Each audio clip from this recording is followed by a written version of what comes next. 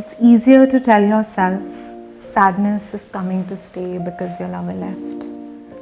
Give me a stranger to shame.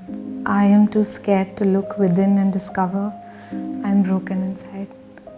Mother, I'm trying so hard to stay good despite all this darkness wrapping itself around my body.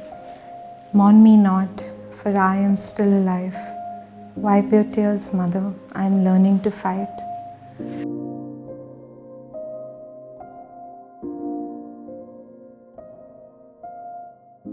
So growing up, like, it was so lonely because it's so difficult to understand what's happening inside your own head, and second is that it's so hard to explain this to anyone else, and third is that you always feel like you're a burden to people. Like, maybe if you're my friend, am I a burden to you that you have to handle my episodes and take care of me on days that I can't? Even when I was a kid, I always felt like a misfit. Like, I'm with a group, but I felt like an imposter, like I don't fit in. I craved for attention. I would hurt myself. I would have these impulses of so much pain, like where I would either run away from home, or I would try to jump off, or I would try to slice my wrists.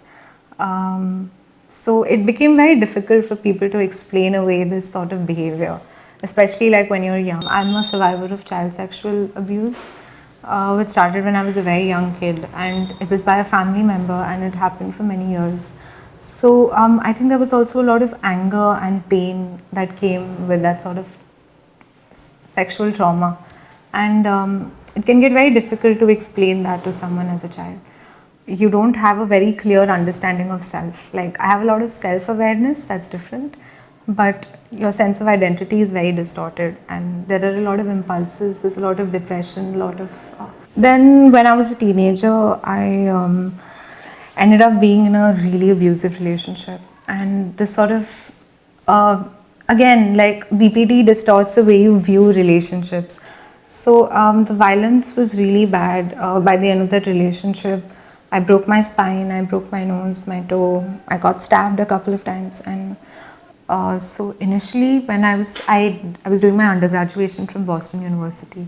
So when I was studying there, that was the first time I sort of started showing symptoms of PTSD, because like, my therapist had explained this to me, like, that was the first time I felt safe because I was so far removed from this person.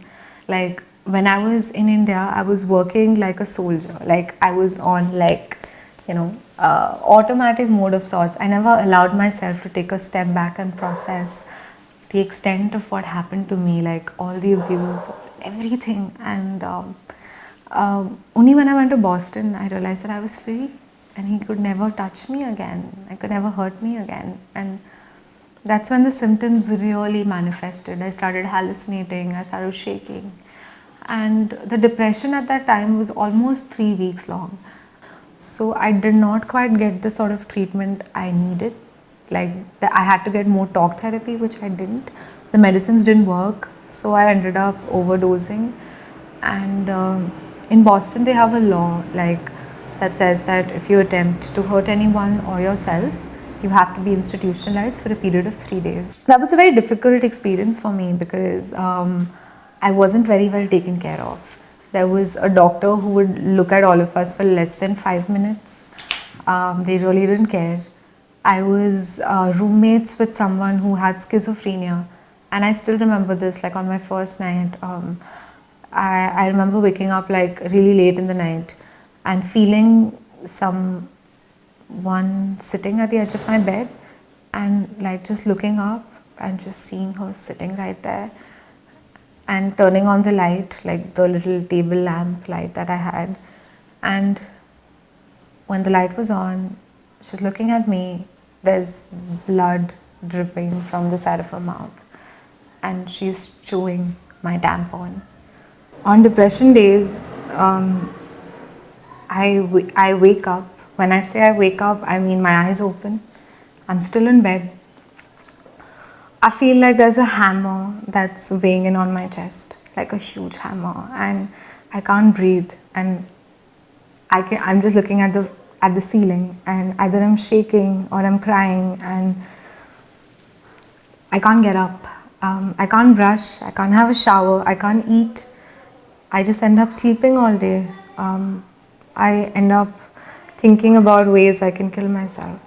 Mania is when I'm really happy, where I feel beautiful, I feel really talented, I feel like I can do so much, and I am a burst of energy. I also have a special case where sometimes I hear voices, like auditory hallucinations sometimes. So I can hear like 20, 30 people in a room screaming at me, telling me I'm worthless and I should die and I should kill myself. And that's when I end up like overdosing on pills. Or so I don't have any long-term goals because I don't know if I will make it. I just know that I'm going to keep trying. So I look at it every day at a time, and I've developed different coping mechanisms. So, for example, when I go to therapy, I prepay my therapist for the next session. I do that because that's my way of saying, oh my god, I spent money, I have to go, and I have to push myself to get out of bed and do therapy no matter what. I reward myself on days that I accomplish little things. I have a visual board where I put like my deadlines just so that I see it, and every time I accomplish something, I get the pleasure of ripping it off and feeling like a sense of bliss. And my cats honestly have been a huge reason like that I'm able to fight this, because no matter how depressed I am, I have to get myself out of bed to feed them. And just that walk from the bedroom to the kitchen may seem the most daunting task ever. But like once they eat and they're just playing with me and they're around me, like I feel amazing. So I think it's like these little things that keep you going. And then I just realized over time that it's not really a burden thing. Like there are people who love you for you, irrespective of your mental health, and they will do this to support you because they love you, and that's it. Like it's not a burden, it's not an exchange, it's not a favor, and we're not inspiration porn for people. But at the same time, I also want there to be enough stories of people who've gotten through, because I need to see that there's hope at the end of the tunnel, if that makes sense. Like, I need to know that the next time I get past my depression, and I know that I'm going to get it all over again, no matter how much therapy I do, no matter how many medicines I take. I need to know that there's somebody who is still making it through, even though it happens over and over again.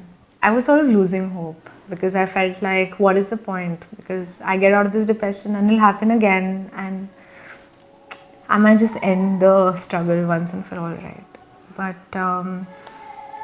I tried to slice my wrist. I did slice my wrist.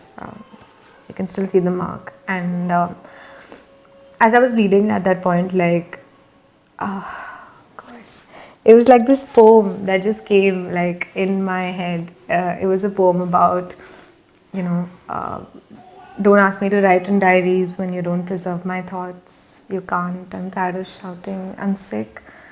I'm sick. I'm not dead. Not yet. I'm trying not to be. I have hope. I have spirit. And on some days, I have an action plan. And I don't know, like it was just that much that sort of came in my head at that point, and I collapsed. And when like I was fine and I was admitted and everything was better, I realized that I have to keep fighting because I need to finish this poem.